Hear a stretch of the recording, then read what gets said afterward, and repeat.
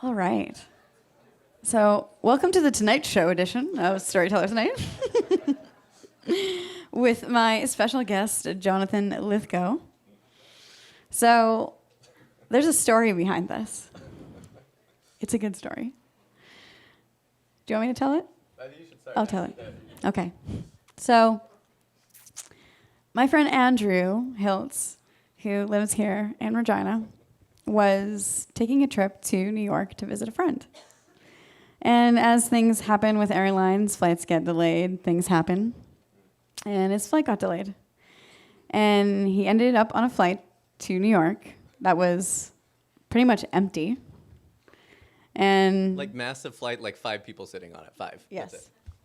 And just so happened to have somebody sitting next to him on the flight. It was the whole like, I think we have to sit next to each other. Sorry, and you just kind of plop down. Yeah. Mm-hmm. Yeah. And so they strike up a conversation. Andrew tells Jonathon that he is preparing for a TED Talk, and he's going to give a TED Talk.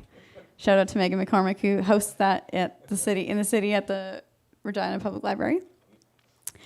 And it turns out that Jonathon loves TED Talks. Like, I'm not kidding. Like, I don't care about celebrities, but TED Talk, like, life ambition to be on that red dot. But okay, Ted, if you're watching, thank you. So they connect over this and exchange numbers after they get off the flight. And Jonathon says, well, while you're here in New York, you know, come hang out with us. Let's go. And I imagine you went to a comedy club, right? What you gonna do in New York? And while I believe you went to the bathroom, is that how the story went? I think his friend went to the bathroom. Okay, his friend went to the bathroom. Yeah. And I'm like, so I'll take over. So Yeah. This is a good part. Okay. So basically, like, birthdays always stink for me, and I always try to do something big, and nobody's around. Well, this year was the same. It was 35 for me, and I'm like so excited, and all my friends are like, yeah, busy. And then I'm sitting there, and I'm like, Andrew, it's my birthday, and guess what? I'm gonna come see your TED Talk in Regina. So that's how it happened. Yeah. So he gets on a flight, and he comes to Regina, Saskatchewan, of all places. Which I had never heard of. But he can, I mean, is this mean to make you pronounce Saskatchewan? Like, you can say it. I'll try. I don't even know that I'm doing it bad. Okay. Yeah. So we're in Regina, Saskatchewan. Yeah. Pretty close, right? Yeah. Oh! Maybe you're rubbing off on me. So I just so happened to be hosting the TEDx conference here. And I was also helping Andrew prep for his TED Talk. And we're sitting together in Atlantis in the vault room. And we're prepping his talk. And he says, Ash, I just met this incredible person on a plane. And kind of gives me, the background of your story. And he's like, he bought a ticket and he's coming and you have to meet him. You're going to love this. So TEDx happens. And I just walk up to Jonathon, and I don't even know what I said to you. I think you said, I heard you have a story. I wonder if a lot of people in Regina get that from this person. Sounds natural. And so began this beautiful friendship of ours in the most unexpected way. We hung out a couple days. I took him to yoga for the first time, which he now does regularly. Yeah, thank you. Thank you, Regina. You introduced me to yoga. I'm from New York. You introduced me to yoga. And by chance, something happened where you couldn't get your flight. You changed your flight, or you had a refund ticket randomly back to Regina. Yeah. And you say, okay, Ash, I'm coming back. When should I come back? And I'm like, well, the next Storytellers Night is June 7th, so you should probably come for that. Not knowing that here we are sitting on the stage. There's no stage.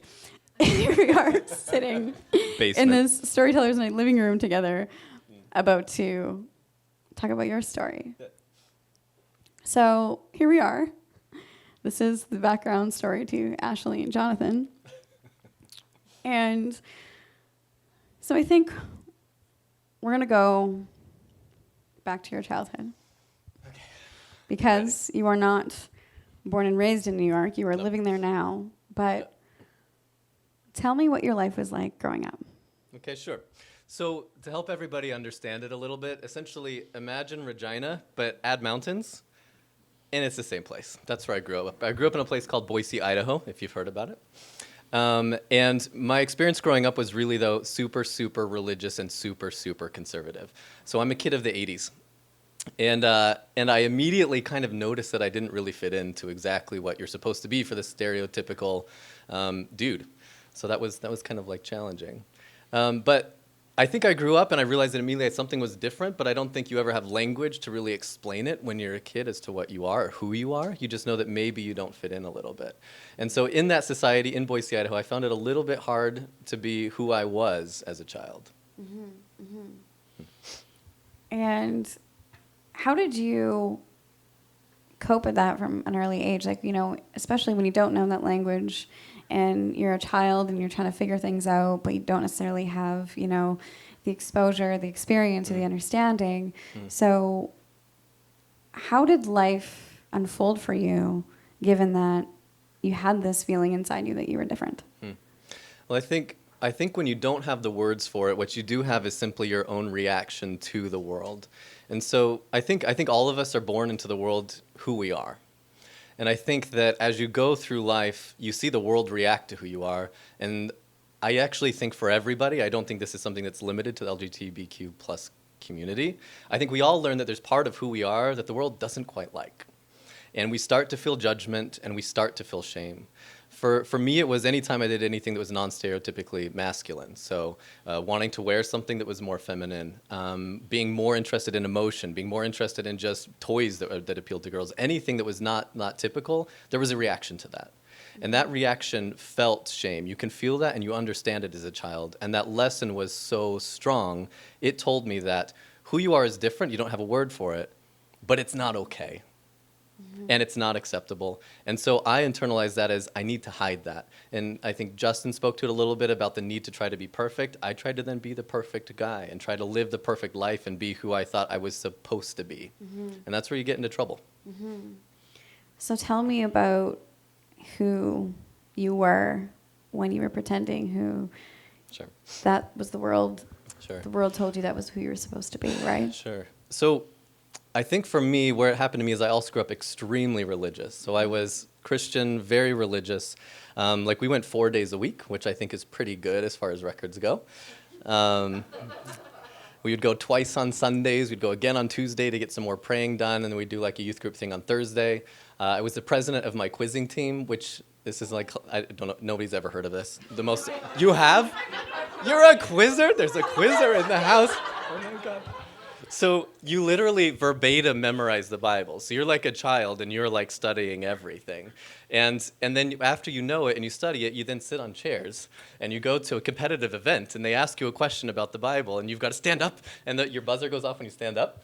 And then you have to answer the theological and as well as the exact context of where that verse comes in from everything. So my understanding of religion was not just a typical, I go to church on Sunday and I'm good. Mine was a deep theological understanding as a child.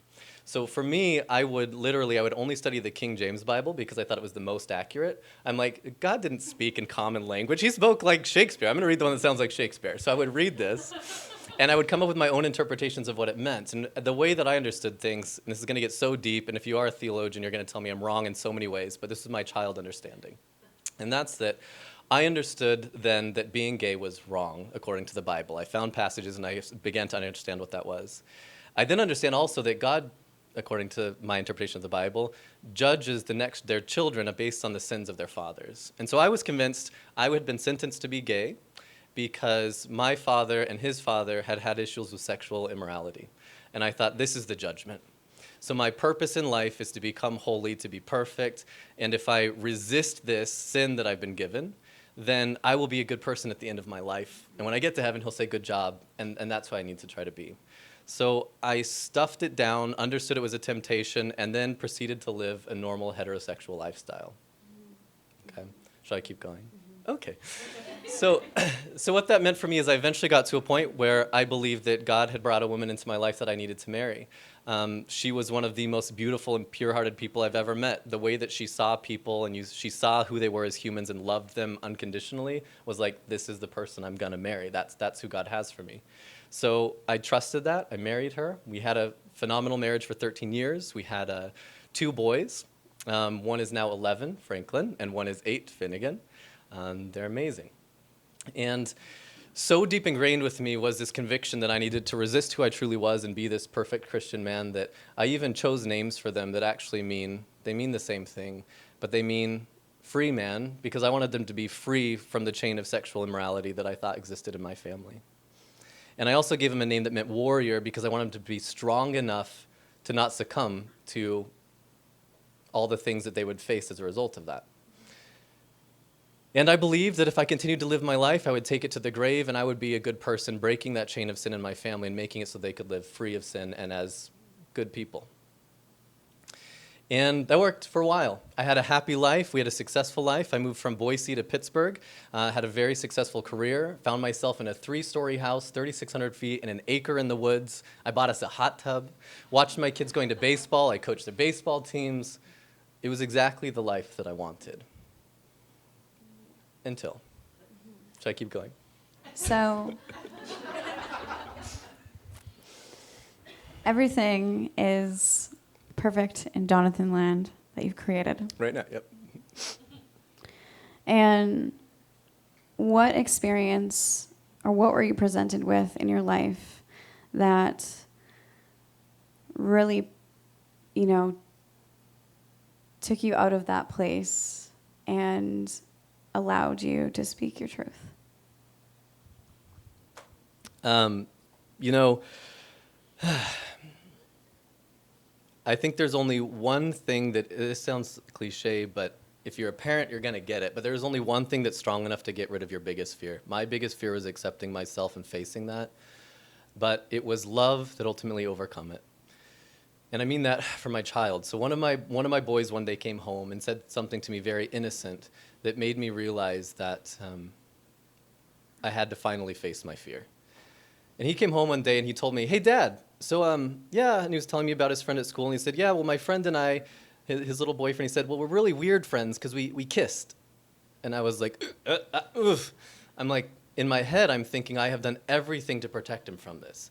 I've made sure he doesn't watch girly movies. I've made sure he only does boy stuff. I've done everything. I've named him a name. I believe that words have power, and I've even given him a name that would help him to be free from this. And this is now something that maybe he's facing, and I was gutted.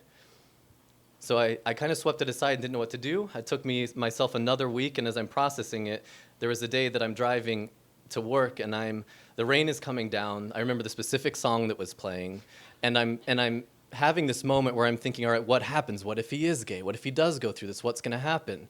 And I've done the research. I know what can happen. I now volunteer for the Trevor Project, and they do a lot. Their mission is to end LGBTQ suicide for at-risk youth. And some of the statistics they say is that when kids come from rejecting families, they have a 65% chance of taking their own life. It's estimated that 34,000 a year do. And I knew that reality in that moment. And so I had a moment where I imagined him being a teenager, and I imagined myself being at my son's funeral. And as a parent, for anybody that knows it, if there's anything that could possibly be the strongest love ever, it's a parent for their child. And when I imagined that in that moment, how devastated I would be, and how my one wish would be if I could go back in time and change any single thing so that this outcome never happened, I would do it no matter how high the price. And then I suddenly realized that moment is right now. I'm not there. I'm right here. I can't control anything, but I can step in front of this. I can be the one that's brave enough and not be the weak person that I've been. I can be a stronger person, and I can take this from him so that he never deals with it. So I went to work and went home that day, and then I sat down with my wife. I tucked the kids into bed. I said the prayers with them for what I thought would be the last time. I knew that it would devastate her, and I imagined that she would take them from me the next day after I shared with her what I needed to share. It took me 2 hours to get the words out. But when I finally did, all my perfect world that I'd built fell apart. Mm-hmm. And what was the next day like for you after that? Like, I think that there's so much in that. It's confronting the true you and allowing that to come to life. So when you go through something that is traumatic like that, what were your next step forward? What was going on in your head after all of that happened? I didn't have any plan, and that's the thing. It's surprising if you know me because I'm the most planful person. I have a plan for everything. I have contingencies 25 years into the future. But I did this not knowing at all what I was doing. So I think for the next 6 months, I essentially was walking around in a place where my greatest fear that I'd had for 33 years was suddenly a reality, and I didn't know how to function in that space. So I had no plans, and I really went to finally suddenly having to say, all right, defining myself, am I gay? What is this? And now what does it mean for my family? What it ultimately ended up meaning was that, yes, I was gay. No, there wasn't a way to conserve our perfect little family, and it did have to end. And I found myself desperate now to finally have connection with somebody that would understand, to relate to this, because I haven't spoken about this for 33 years outside of myself to anybody. I found myself on an app trying to find connection in New York, because I worked in New York. I would fly there all the time. I met a phenomenal person who I'm still with today. And he's somebody who came up, and this is something that I really want to drive home, but he's somebody who was raised in a family where shame wasn't taught for who you are. He was somebody who was raised into a family that his mom says, I think we have one choice in life. We may not get everything, but we can either accept it, and we get to keep them in our life, or we cannot. And that's it. And that family is one of the most diverse, beautiful families. And so this is the person that I meet. And he's like, look, if it gets that bad and things are really bad at home, and if home was bad, we were fighting all the time. My wife was trying to get me to unaccept what I had accepted, to go back to how things were. And my children were being the victims of the fighting that was happening. And he's like, if it really gets that bad, just move in with me. Maybe I just do make big leaps of faith, I guess. I don't know. But it got that bad. And so I found myself throwing the stuff in the back of my car, and I drove into New York. I moved to New York, and I moved into a studio with somebody I'd only known for 2 weeks, because that was the only support that I had in my life at that time. So what I'm curious about, too, is, with the way that you're raised and that God very much being at the forefront of your life, how did your relationship with God change? And how did you also use your relationship with God to give you the strength to move through an experience like that? So it's tough. I think that somebody in my shoes, there's not a lot of room for religion and for accepting yourself. And when you move into the area of I have to accept myself because I have no choice, you suddenly have a decision, and it seems like the only option is to throw this away. And that's what I wondered at first. At first I wondered, can I be a spiritual person? Can I still believe in God and still accept myself? And it took me some time to work through it. Something insanely, and then about 6 months after this happened, something huge happened. So my sister, who's still very, very religious, was involved in a fatal accident with her husband at the time. They have 5 beautiful children, and they're one of the most loving religious families that I could ever find. And I want to make very, very clear, I'm not putting religion on blast. But what I am doing is saying there is an opportunity to make a little bit more room for each other. My sister has survived for this crash. Her husband passed, and her faith and her relationship with God is what is holding her together and allowing her to continue to live and be there for her children. So I am never going to weaken that which makes her strong. At the same time, if you really think about it, it's like I'm almost on the opposite side, and I always do this visualization that in some instances, my sister is in a car on the highway headed one direction, I'm headed the other.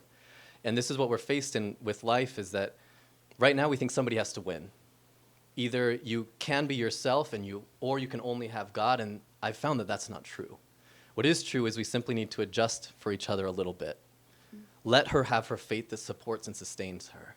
And let me have my new faith that supports and sustains me. And that's where I think there's opportunity to make a little bit more room for each other. So yeah, I've been able to reconcile those things. And I think that, I gifted Jonathon with a book on his way home last time called Love Warrior by Glennon Doyle. And, the premise of her story is so much about, like, within our deepest pain comes our greatest love. And you and I have conversations so much about love. And I think that, what I want you to shed some light on, I think, is that idea of boundless love. How you have, come in and out of different versions of love in your life and come to understand it in whole new ways, but also that love within religion that I think a lot of times isn't really spoken about, but that's really what it is. And this is a conversation that Jonathon and I have a lot about, is that's the core of all of it, of God is love, right? So I want you to speak on that as well, because I think there's so much love within this, and that's how we're here, right? No, I mean, it's so interesting because the same religion that taught me to reject myself did teach me what true love is. It taught me that what true love is supposed to be and supposed to look like. Mm-hmm. And where I've come to now is that lesson is still what's sustaining me now. Because I'm able to look at how a mom accepts her son when he tells her who he is. I'm able to look at and understand who somebody is when I don't know their experience because I haven't lived it, but I understand it because I see the exact human experience that's in there. And when I hear her story, I hear my story, and I hear my heart and my soul and what I want. At the end of the day, we are all, though very diverse and very different, we're all exactly the same. Mm-hmm. From those of us, that are members of the LGBTQ community to those that are not, we all really are looking for love and validation, and that is what we are searching for as humans. And sometimes we find that in our families, and sometimes we don't. Mm-hmm. But what we're looking for is truly that. And I believe that the universe, God, whatever you want to say, truly is love and does want us to have connection with each other, mm-hmm. and to love one another. Mm-hmm. And that the things that we learn from society become the judgments that we erect around each other, which prevent us from sharing and giving that love. And I think the work that you do, I think the stories that are shared, these are the things that chip away at that judgment so we can start to connect to each other and have true, genuine love for one another as humans. Mm-hmm. It's huge. Mm-hmm. And I think on the other side of that is really speaking to this idea of rejection. And I think that it's something that all of us, but I mean tonight with, really the voices of the LGBT community being the centerpiece of tonight. And, that your own experience with rejection. And I think that term of rejection and that experience that is so widespread, how does the community move through that? How do you use love, or how do you find ways to forgive when rejection is so incredibly loud? I think it's a couple of things. Number one, I think that in order for us to receive the love and acceptance that we want, we have to take a step of vulnerability, and that's something that's terrifying. To the three speakers that shared their story tonight, I just seriously applaud you guys.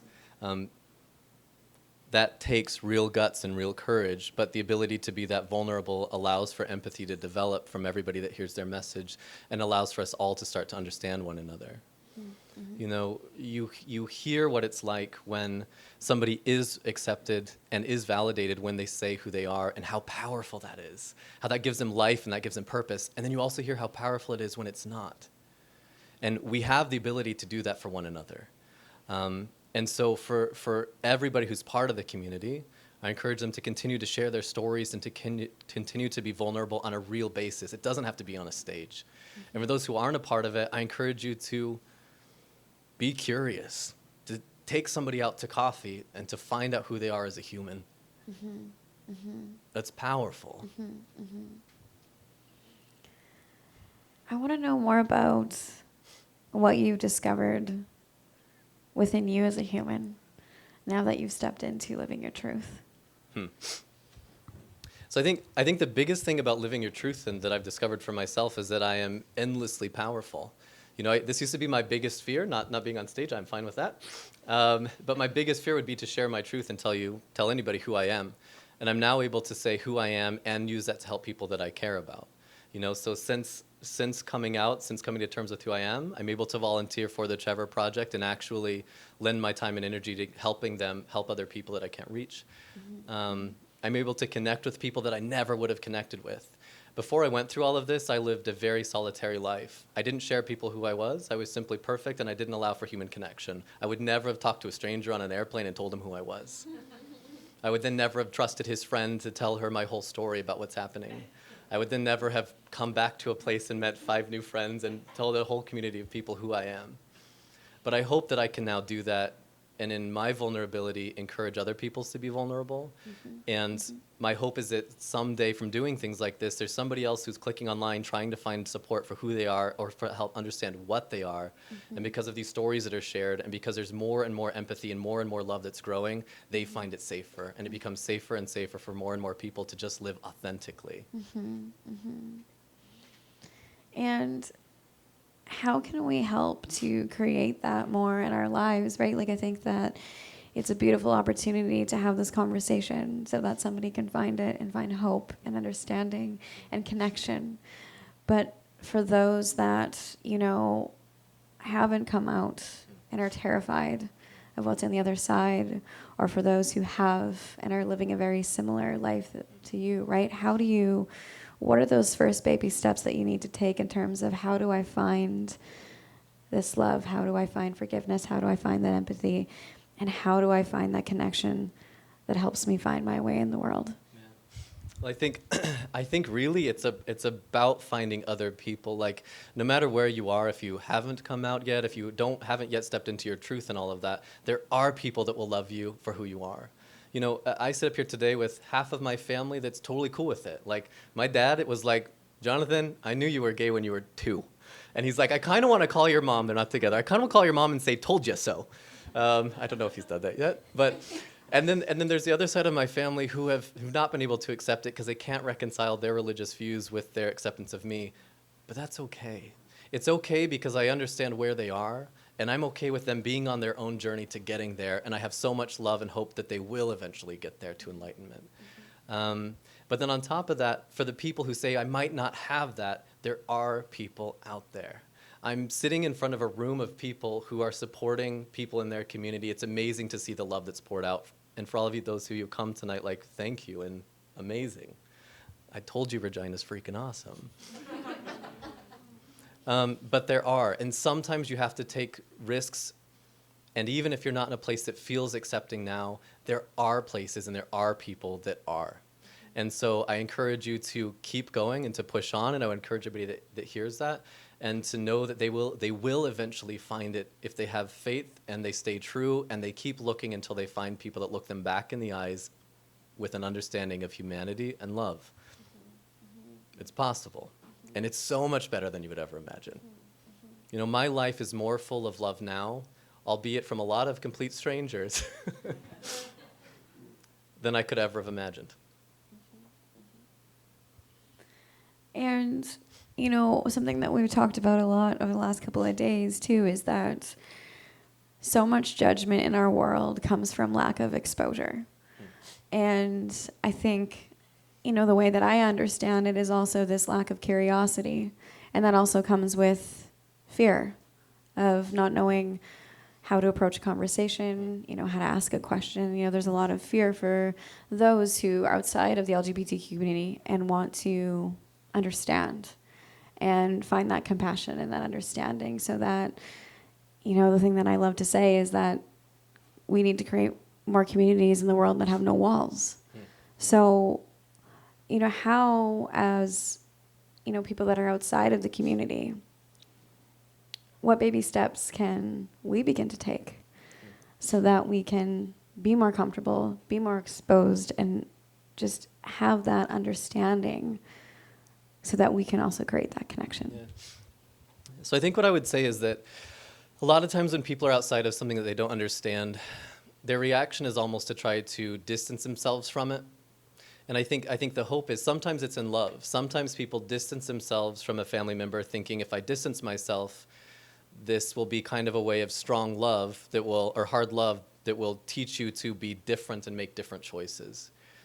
But when you're dealing with who people are,